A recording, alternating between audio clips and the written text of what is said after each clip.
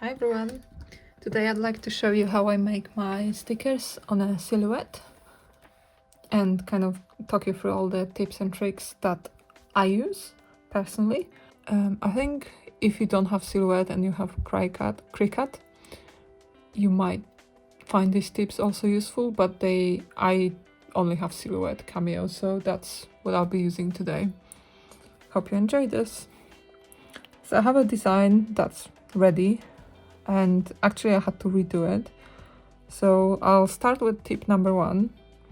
Is I had this sticker with quite a lot of white texture, and when I printed it out, especially when it's scaled down, so this design is quite big, but when it's scaled down to a sticker size, this detail kind of gets lost a little bit. So what I've done is I combined all the layers and like filled in all the gaps, and there's still a bit of left, still a bit of white space left, which I think is going to be fine. It will give it a bit more of an organic feel, like, you know, less perfect every white space feel, like you see here, this line. Hopefully you can see that. So I left some of the white space like intentionally there because I think it looks better for my design. Okay, a lot of places online will kind of show you to do an outline, like I'll show you this one, kind of like this, where you outline everything by hand, but I have a top tip that will save you lots of time from doing it manually. Sometimes it's perfect, sometimes you need to fiddle with it a bit, so it's not always the best solution, but so this is my old design that I'm not doing anymore. And what I need to do to make the process a bit faster once I move it to silhouette is I'll fill all the blank spaces, and actually this doesn't matter because this whole thing will have a background, so it's not so bad. And here I'll just fill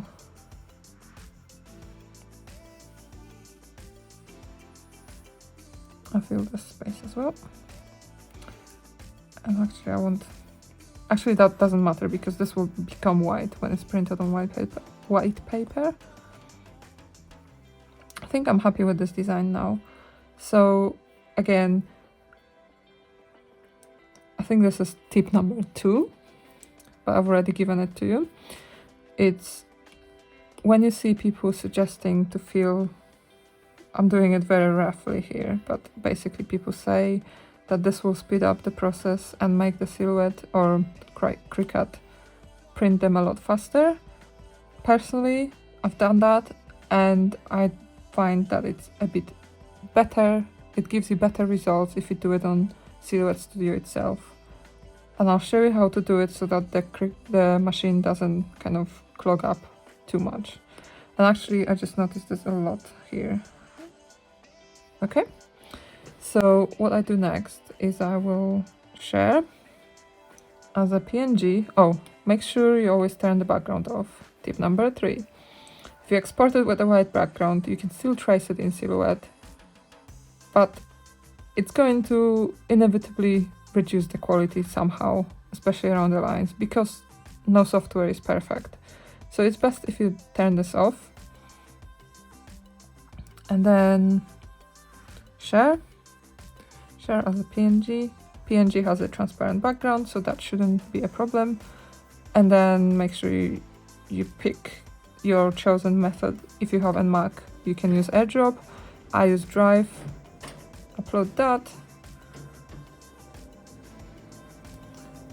And now I'm going to move on to my laptop. Now we're on the laptop. I've already downloaded my design. I'm going to move it over, drag it across so that it loads in Silhouette Studio. And this should be a single shape. If it isn't, you can select by dragging across the whole shape and going to group. Now it's not going to let me do that because it's already grouped automatically. This is just in case. Okay, I'm going to show you the next tip, number 5. You know how when you print on Silhouette, actually you might not know, you might be new to this, you have these registration marks, and to enable them you go to the menu, this button here, and under, first of all you need to select the correct media size. In my case it's A4 because that's the size of the paper I'm using. But also you will need to go to registration marks. If you're doing stickers, anything that you print and then later on cut, the machine needs to have registration marks in order to kind of know where to start cutting. Without these, it will not know where to put the blade and start cutting because it doesn't have a reference point, because you will never be perfect with putting your paper on the mat and the mat in the machine. So this, I've actually tested it, it's perfect if you use those marks. Okay, just, yeah, always make sure you have them turned on. And actually, to go back to my tip number 5, and now we can, where is it? Ah, here. So it's under page setup and the registration marks. In order to maximize space, you can set inset to the minimum possible number, which in my case is 1 centimeter. And that makes sure that the marks are quite far on the page, but still the machine can work with it. And then what I do after changing my canvas and making sure that it's the right size, it's very important. Because if you accidentally change this, I noticed that after an upgrade my size was set to letter, I think, and everything was being cut really wrong. Like I had to throw away quite a few sheets until I worked out what was the issue. So make sure that you're using the right paper size for the one you're printing on. Okay, so we've got the inset set to 1 centimeter. Now the next step would be to select this design and offset. Actually, first I'm going to set it to roughly the size I want to print it at. And in my case, most of my stickers are either 8 centimeters or 5 or 6, I think. This will be a bigger stick, so I set it to 8 centimeters, and I'm going to adjust it in a minute. But what we need to do, because right now the machine will cut everything separately, but also it will not have any tolerance, so it might cut into my designs, and occasionally it could have some white space on the left or right, top or bottom. So a way to avoid that is to add a white border around the whole design. So I'm going to do that now.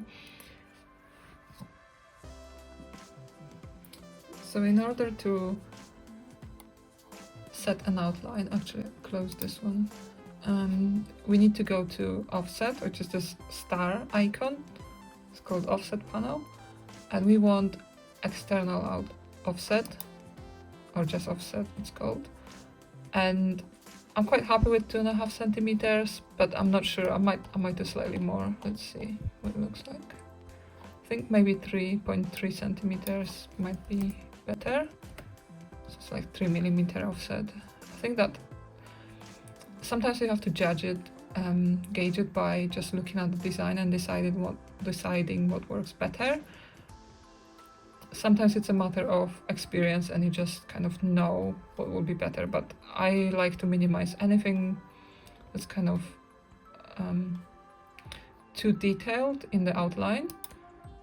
And in the case of 2.5 centimeter offset, it was quite, actually I can do it again, can I? Let's just demonstrate again.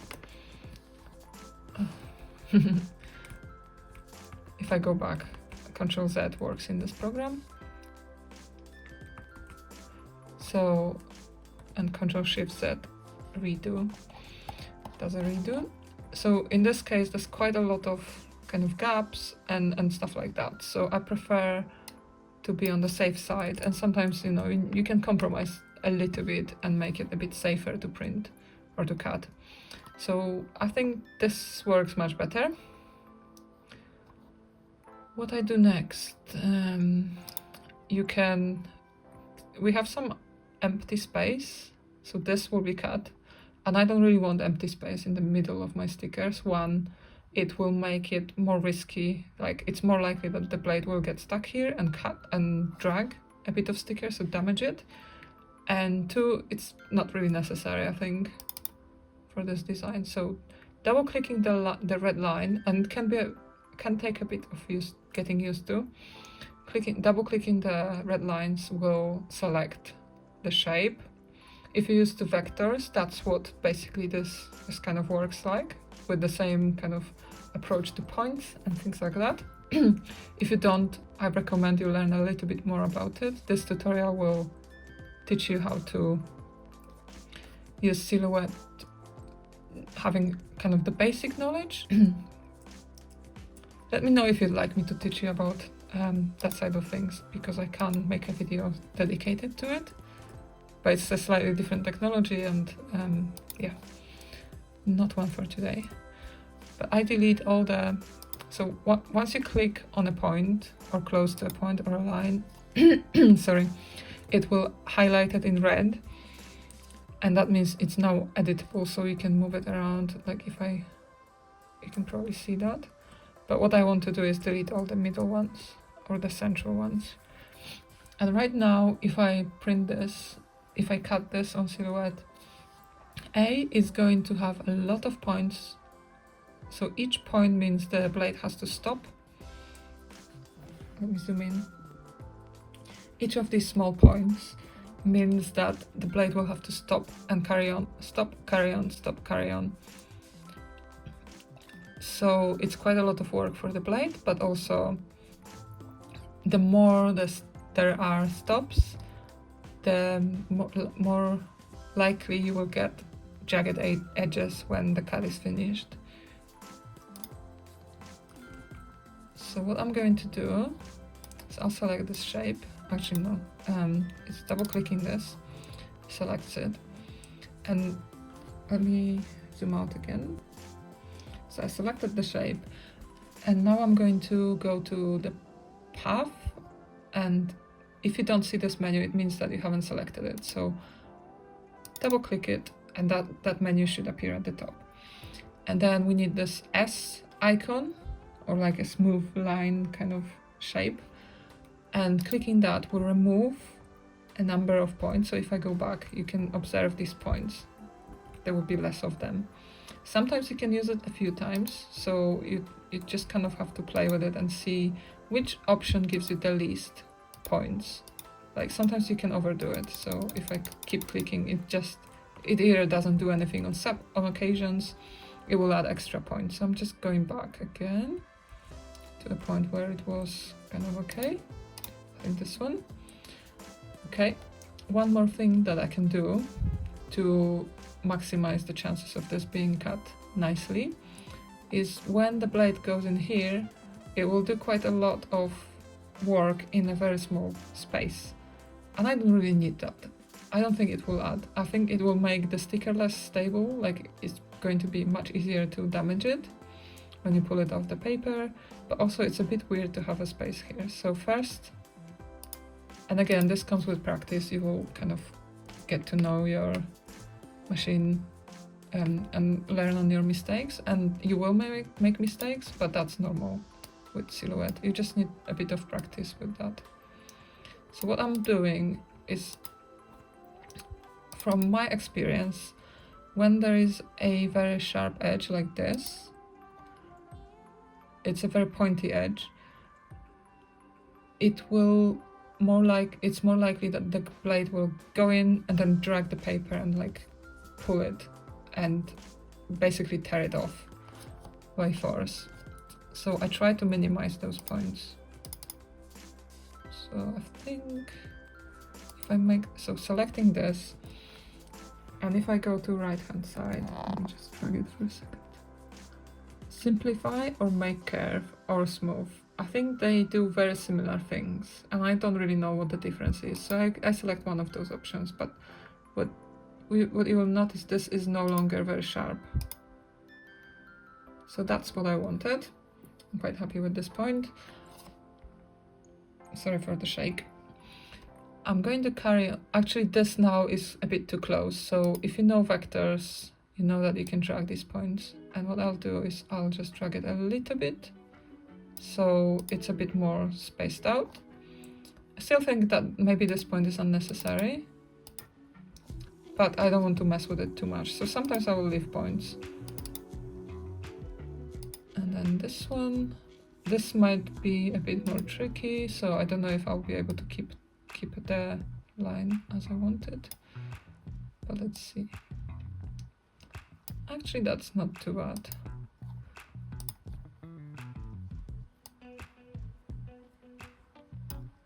Okay. So yeah, this is more vector editing knowledge, which I'll be more than happy to share if you'd like to, but that's more of a, you don't normally have to do that much editing. I tend to have quite complex designs, which I like making my life a bit more difficult, you know? I think it might work better if I make the line end here, just because I think this space doesn't really add anything special. Okay. Let's see what I can do. If I delete this, we keep that line and smooth it. And kind of want to drag this so it's a bit more shapely. That's a word, isn't it? Shapely. Okay. I quite like this outline. So yeah, you might decide to do the outlining by yourself, by hand in Procreate. I find this most of the lines will be at a nice distance for me. And this is actually quite a complex design for me, so usually does a lot less editing this way. But again, if I was outlining it by hand, I think I could never do a job that was that nice. So I still prefer it, even if it's a little bit time consuming. I think this is quite good.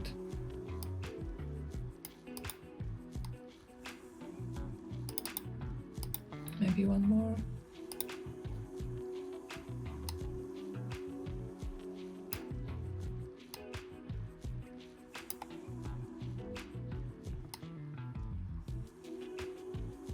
And honestly, I don't really know why I would need all these points. This is just more or less straight line.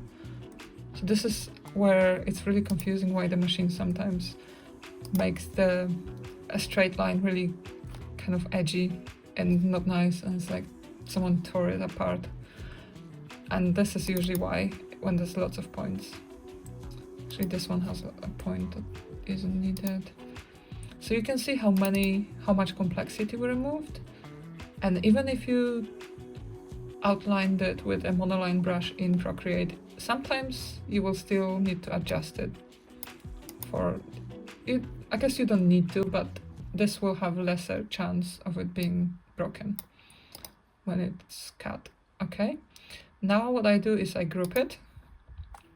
By the way, that was tip number 5, no, tip number 6. Simplifying the shape, the outer outline. So actually, just to show you the difference, we don't really need, let's go back, ungroup it.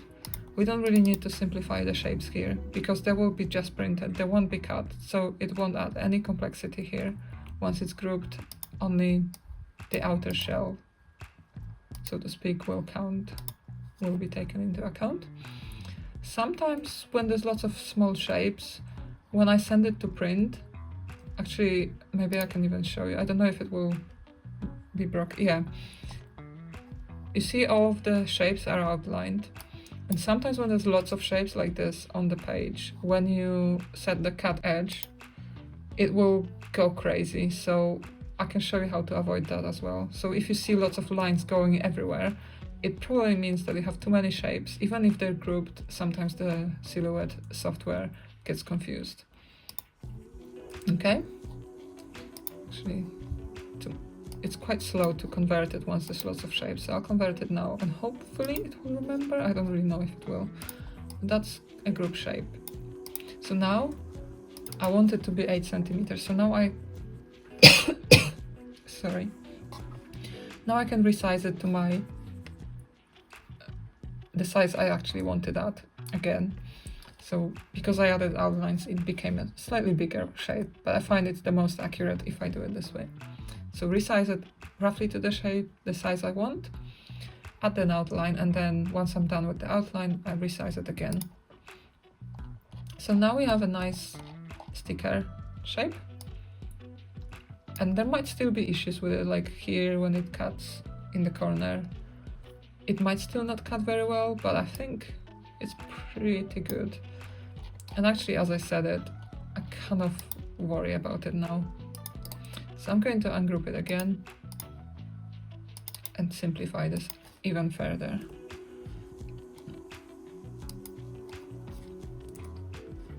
Is this going to be okay?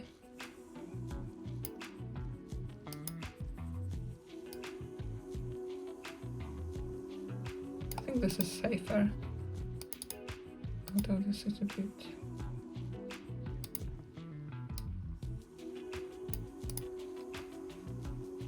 I think this will be much more likely to cut nicely.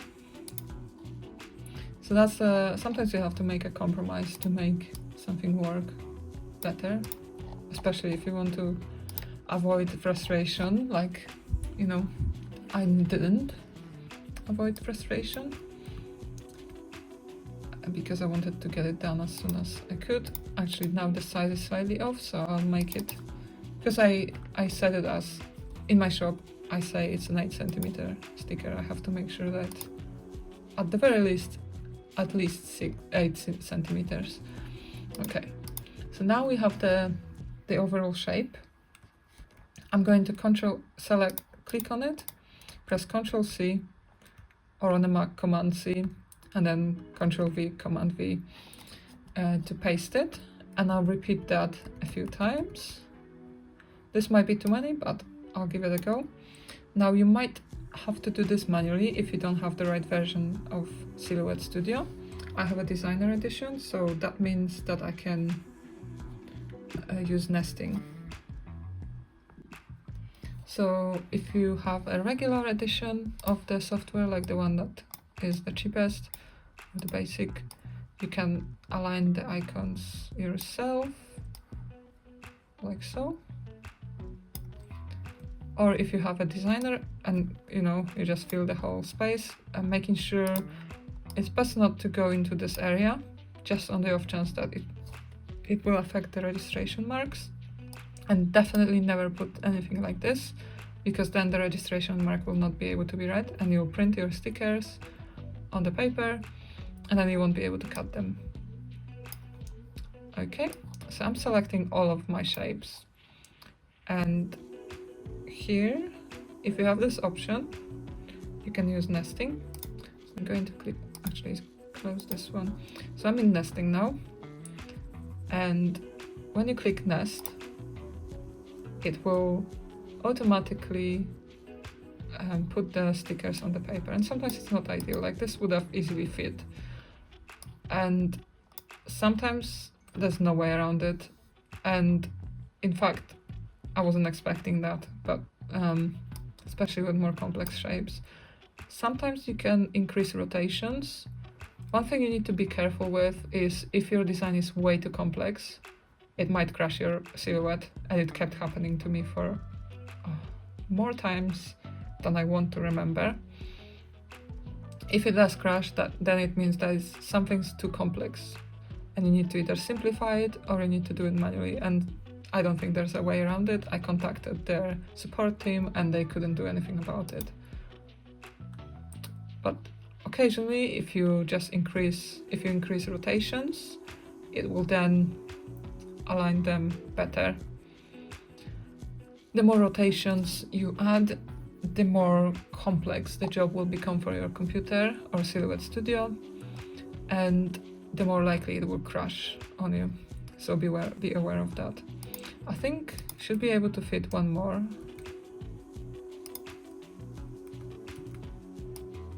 And sometimes if I can't fit it, I will make a smaller sticker and use it as a freebie. I just like filling all the space because it's a shame to waste sticker paper.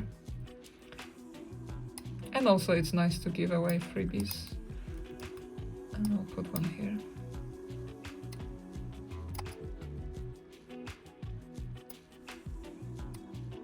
Oops. That's one thing that trips me up. If you drag from any of these handles, it will resize them, the sticker, only in that direction.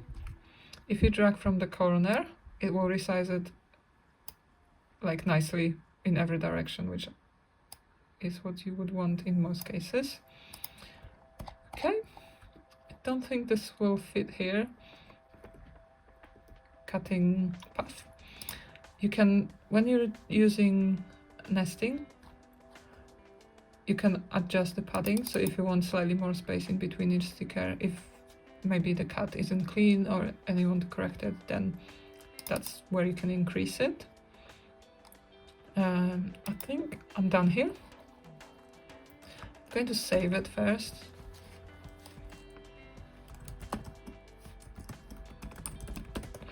Okay, I like saving it just in case something goes wrong or it crashes and I don't want to lose the progress. Okay, so now that we've done the whole design and we're happy with it, I'll just double check that my size is correct. I'm going to go to send. This now opens a dialog which I've shown you earlier. So right now there's something that you need to be kind of careful here, is if you see lots of lines inside your stickers, you will need to, like I showed you earlier, you will need to select everything and set cut edge instead of cut.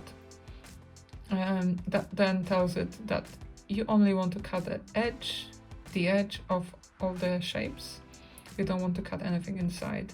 If you do want to cut something inside, like the empty space that we had earlier, then you can set it to cut. And then the thing that you don't want to print, cut, like maybe if you did kiss cutting and wanted your title not to be cut out, then you can select that area and set no cut. Okay, mine is done the way I wanted it to, so that's good. Now I'll have to switch on my machine and we're almost ready to print. So what I need to do is go to print, or Control P, Command P.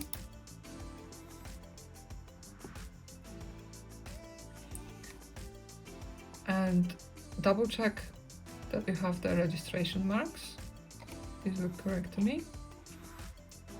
And press print. Select your printer.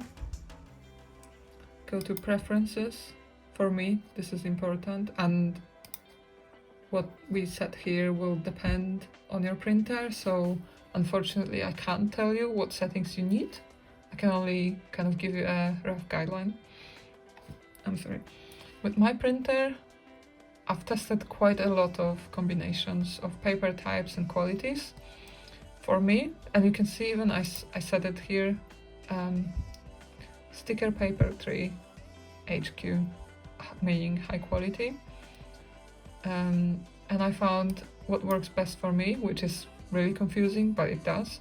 It's paper type set to plain paper instead of, I'm printing on glossy paper, but it's not as good as when I printed on plain paper. And the quality, I usually set it to high, or more settings means like you can set it to maximum settings. I find that high is just good enough. If you set it too high, sometimes the colors, there will be so much ink that the colors will look darker than the ones on your design. So that's tip number, I don't know. To be honest, I don't know what number, but that's a tip for you. Paper. So yeah.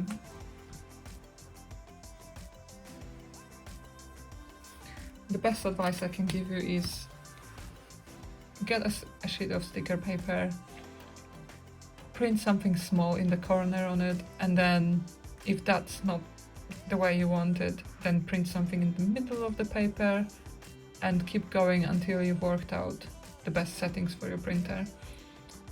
Okay, so we're set to color, plain paper, high quality, and I'm going to send it off to print. Actually, I need to put paper in. So I've just pressed print on the silhouette, and now I'm standing by my printer because this paper is a bit slippery. I gently push it in, and it's only like the tiniest of pressures. I use an Epson EcoTank ET4700, and it's got refillable inks, so you buy bottles of ink. And I found that they last quite a long time, not as much as they say on the manufacturer side.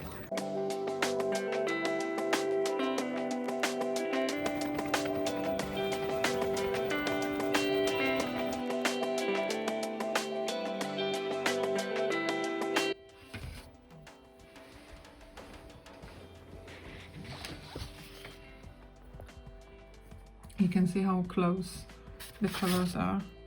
Obviously the light will change it slightly. I've got warm light, but it looks, when I look at it, it looks just right. This marks part 1 of the silhouette sticker cutting video. Tune in for more, as I will be going through how to deal with the mat and all the tips and tricks related to aligning it perfectly on your silhouette machine, as well as how to set the correct settings for your paper type. So tune in for that, because this will be like, you know, the finishing touches on printing, showing my stickers at the end. So that'll be fun. I hope to see you in the next video, and until then you can subscribe. You can like this video and subscribe, and you can also hit the bell notification button, which will let you know when my video is available, and then you can watch it that way. You won't miss it. I hope you loved it, and I hope it's not overly complicated. If it is, let me know, as I can make a slightly simpler version of this. All I want to do is save anyone some frustration when printing stickers, because it should really be an easy thing. It comes with practice. So yeah, anyway, I'm going to finish here. As usual, have a lovely day artsing, and I hope to see you soon. Stay weird. Bye.